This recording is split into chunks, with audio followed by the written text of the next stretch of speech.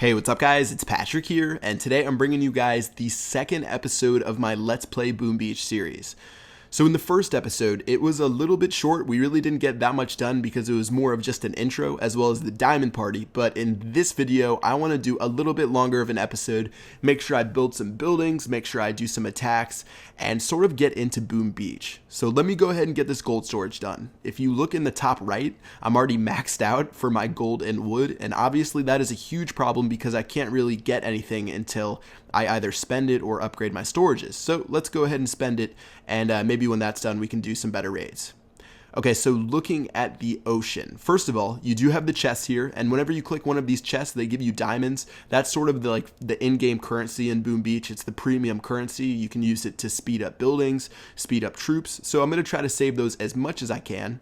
And then now let's start exploring throughout the map. So in the last episode, I was limited because I hadn't built my radar yet, but now that I've built my radar, I can spend gold and explore throughout the map. One quick note, I did ask the people at Supercell if there's any disadvantages to building your radar or exploring throughout the map. They said the more you explore, the harder bases you find, and I guess the harder people who attack you. So I'm not trying to expand like super far in the beginning. I'm trying to sort of lay low, attack some noobs, try to build up my base, and then from there I'll start raiding people.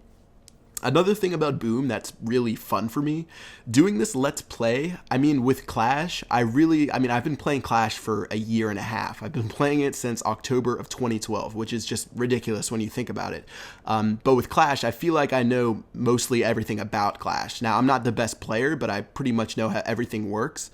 But with Boom Beach, I really don't know everything right now. That's why it's so much fun to start this other game and experiment, because I don't know like the most efficient way to do everything. I'm really just doing it off the top of my head. I haven't read any guides. I haven't watched any videos. So yeah, it's a lot of fun to try this out again. And I'm wondering if any of you guys have the same feelings. It's sort of cool to start something else. And maybe when your Clash upgrades are being done, play some Boom and do this. So anyways, that's just a little personal rant. But right here, you can see my gold storage is finishing up. And after that, we'll have to work on something else.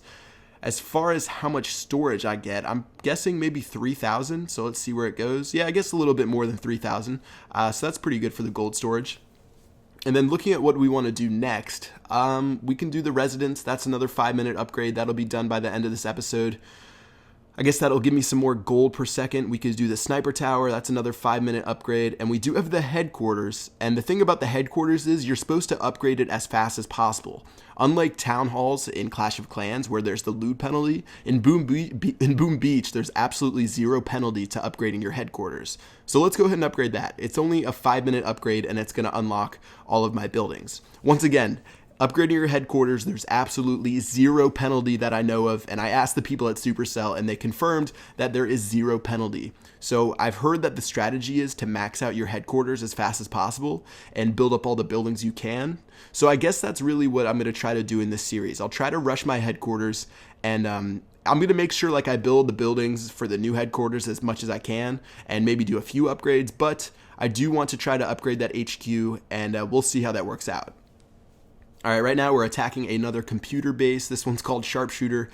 Again, very easy because I can just drop 2 of my artillery, so really not that bad. And I don't think you run into any player bases until you upgrade your radar one more time. So yeah, you can see when it's like a player base on the map, but I really don't have any of those right now. These are just like the computer bases.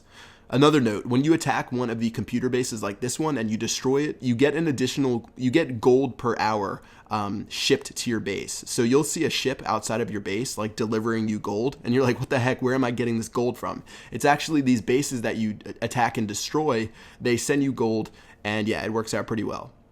Alright, so right now I'm trying to get rid of some of this gold. I did max out on wood, so I don't want to spend any more of that, I guess. I probably have to wait until that headquarters upgrade is done, but let's see what else we can do. We could expand further if we wanted. We have the Sniper Bros one right here, so let's go ahead and attack this one and see if we can steal some more. I am maxed out on wood, but right now I would like to do a longer episode, so let's just go ahead and attack it and see what we can do. One note, I guess this is sort of obvious, but if they are close together like that, you can drop the missile in between them and do damage to both of them. I think the first time I played, I didn't know that, but I guess that's really, really basic, and you guys are probably calling me dumb for saying that. But anyways, yeah, drop them in between, does damage to both of them, and that way you can lose the least amount of troops as possible. Looks like this one was another pretty easy base. I noticed throughout my first Let's Play that you get, like, once you start running into the player bases, that's when it gets really hard, or, like, I guess a little bit harder, but the amount of resources you get from attacking real-life players is ridiculous. Like, right now I'm getting 1,000 gold and 600 wood, but when you attack the player bases, I think you can get, like the first base I found on my old account was worth like 10,000 gold, and it really only had like 3 defenses. So I'm sort of excited to find those guys and see if I can dominate those and max out my storages. I really do need to do some more upgrades though, that way I actually have room to steal all of this stuff, but I guess right now I'm just going to go on a tear and steal as much gold as I can. Alright, looking at this base, he does have this machine gun in the center, and I can't destroy it right away, but if I do put 2 artillery shells on it and then I destroy these little, I guess, oil cans or whatever they are, once those things go down, I do get more ammo and I can drop that, or I guess energy, and I can drop that on that machine gun. So you can see that worked out pretty well. My guys avoided the mines, and I guess I haven't mentioned that yet, but it's pretty obvious. Once you destroy any building, you get 3 ammo, and you can use that for your artillery, or later in the game, you get stuff like I think you get like a shock thing and a medic kit or something like that. I don't know. We're sort of just running with it, and we'll see what happens. But yeah, that was a pretty good raid. We didn't lose any troops, took care of that machine gun, and in total, we got about 1,200 gold, and we really didn't get any wood because we are still maxed out.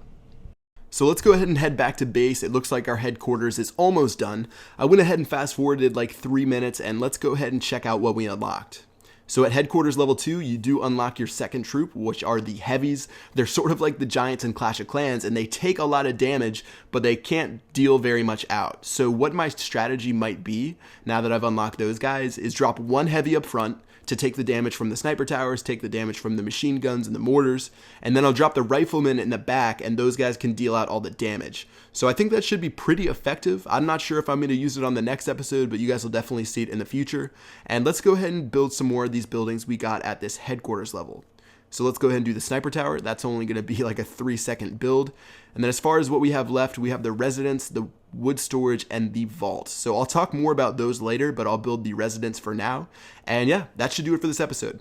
Alright guys, I hope you're enjoying Boom Beach. I'm having a lot of fun playing it. It's sort of new for me, and new is always good. So if you are, make sure you drop a like on this video and let me know how your base is going. Other than that, I will see you guys later, and thanks for watching. Peace!